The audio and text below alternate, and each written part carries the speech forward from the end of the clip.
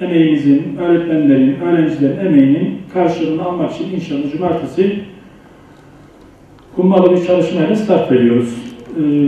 Tabii bunların sistem değişti. Malumunuz virüs çok ciddi bir sekteye uğradı bizim çalışmalarımızı demiştim. Sistem de değiştirdi. Yani eskiden belli merkezlerde sınav yapılırken şu an bütün okullarımızda aynı anda sınav yapılıyor.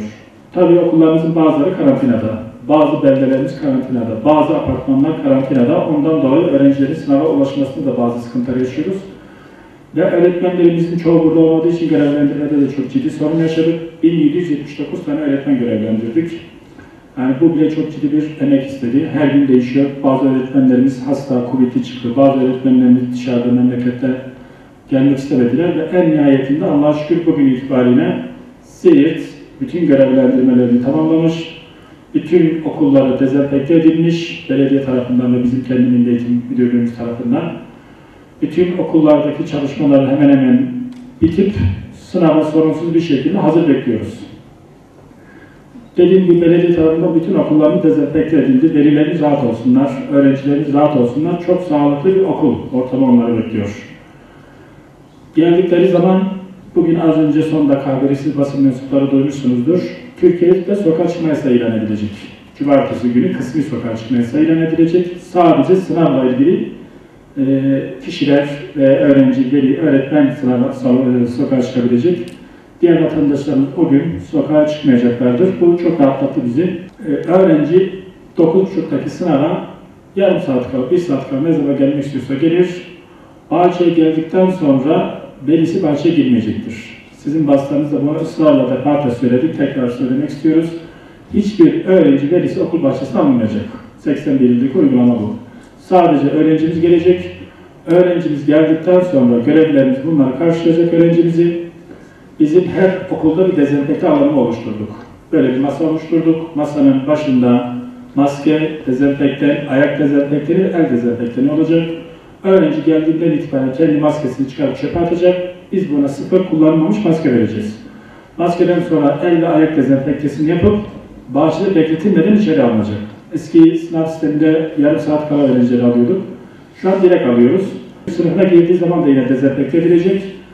Ve maskesini sınav esnasında çıkarabilecek öğrenci. Çıkardıktan sonra 3 oturumdan sonra 45 dakika ara, 45 dakika aradan sonra bir tane ikinci maske veriyoruz.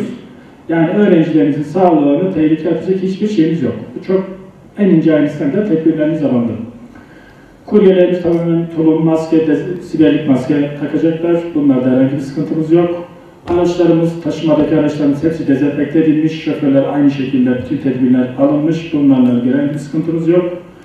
Kuryelikler herkes eldiven takacak. Öğretmenlerimizin aynı şekilde hepsi eldivenli olacak. Ve öğrencilerimiz rahat bir şekilde, sağlıklı bir şekilde sınava gireceklerdir. Bununla ilgili şimdi Covid'li öğrencilerimiz var. Bu önemli bir konu çünkü özellikle basın vasıtasıyla bunu yapmak istiyoruz, duyurmak istiyoruz. Pandemide bulunan apartmanlar ve beldelerdeki öğrencilerimiz rahatlıkla sınava girebileceklerdir. Yani Gökçeada'da örnek veriyorum, şu an bir karantina var. Oradaki öğrenci, öğretmen görevli kendi sınav giriş belgesini veya sınava gireceğini bir kimlikle şeyle gösterdikleri zaman rahatlıkla sınava gireceklerdir. Covid'li öğrencimiz var maalesef. Şu an bize başvuran 3 öğrencimiz var. Bunları nasıl sınava alıyoruz? Bunları biz pandemi okulu oluşturduk merkezde. 80. okulumuz, 80. ilkokulumuzu sadece hasta olan, Covid'li olan, pozitif çıkan öğrencilerimizi o okulda sınava alacağız. Başka hiç kimse olmayacak.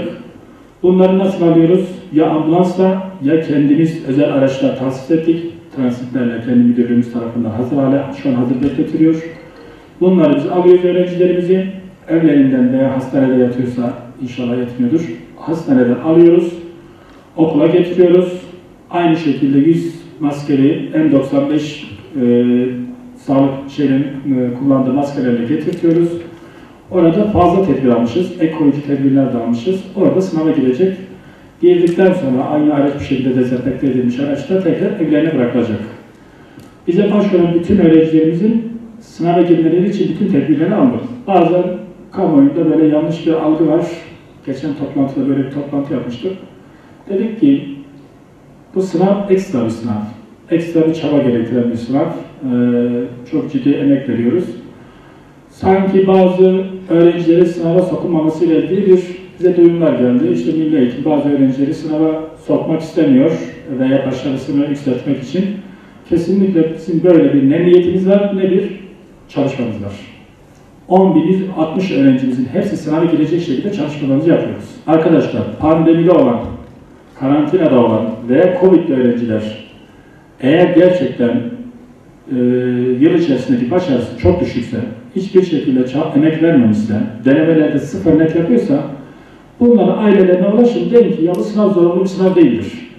Öğrenci girmek zorunda değildir, girmeyebilir. Açıklamamızda dedik ki, öğrenci ya 100 netin üzerinde sıfır net yapıyorsa, eksi yapıyorsa, 5 net, 10 net yapıyorsa, zaten bu öğrenci sınavı kazanamayacak. Bu öğrenci kazanmadığı sınavı eğitimin hayatının sonu da değildir. Yani öğrenci sınava girmediği zaman adresine dayalı bir okula zaten gidecektir. Kesinlikle eğitim hayatı sonlanmıyor. Bu özel durumdaki öğrenciler için söylenmiş olduğumuz bir sözdür. Yoksa ilimizdeki başarı, başarısızlık sınavla endeksli değildir. Ben bu vesileyle sınava giren bütün öğrencilerimize başarılar diliyorum.